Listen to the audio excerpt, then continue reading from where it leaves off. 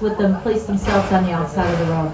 If that's not possible, please make sure that they are held or easily within your reach.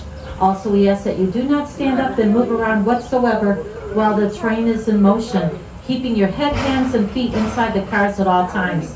Eating and drinking is not permitted, but water from an enclosed water bottle is just fine. We are now heading over to a 30-minute ride around the Greenfield Village. We will be making 2 other stops before we return right here. So sit back and enjoy your tour. Thank you. So we're going to get off the sprint this time, right? Right. Okay. We have to put our masks back on. Remember? When we go and taste the history? Yeah. Yeah? Okay.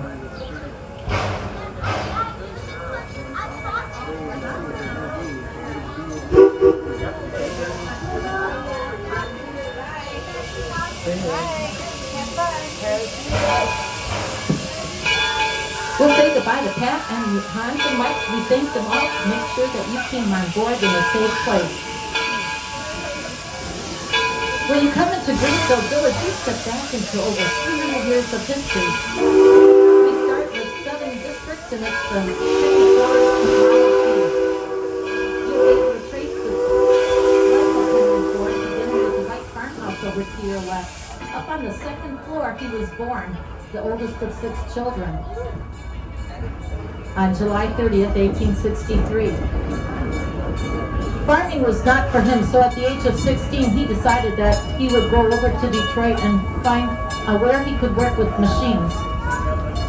After visiting the farm home and listening to how life was like for him in his early years, walk over to the Ford Motor Company and find out how he came up with that vision of a motor car back in 1908, the Model T. It changed the world of transportation forever. We have Model T drivers with the Model Ts parked in front, and they'll be more than happy to share with you just how a Model T car operates. From 1908 until 1927, over 15 million Model T cars were built and sold. Now we come into our next district called Main Street. Here you'll be able to visit the home of the Wright brothers. Stop over at the Wright Brothers Cycle Shop, which we call the birthplace of aviation, and find out how they came upon their idea of flight. We also have Mrs. Cohen's Millinery Shop. Our staff are making some beautiful hats as we speak. Down the street we also have the Heinz Factory and the Herschel Spillman Carousel. Later on today, maybe as a way of cool off, stop over at the frozen custard stand and enjoy a frozen custard with the recipe that they used at Coney Island, New York in 1919.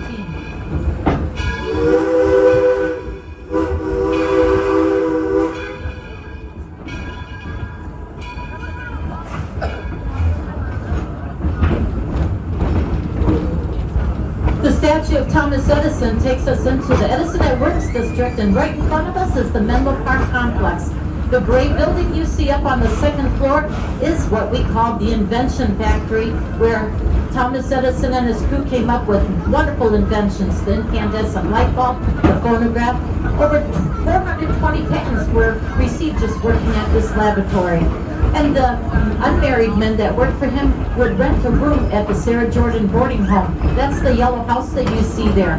Back in December of 1879, it was the very first home in the entire world fitted for electrical power. Do go there and visit, and you can see the wiring. It's on the outside of the walls.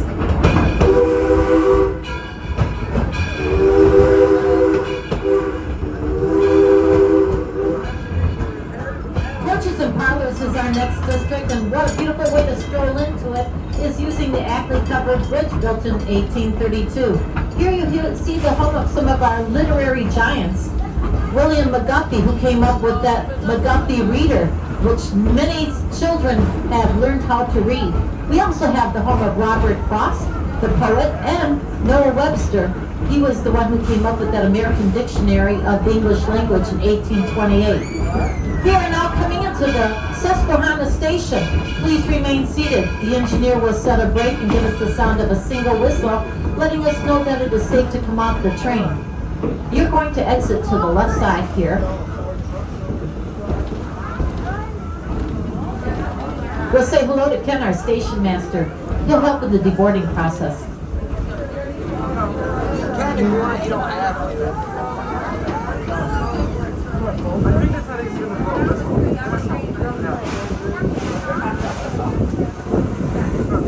And Wendy, watch your hat.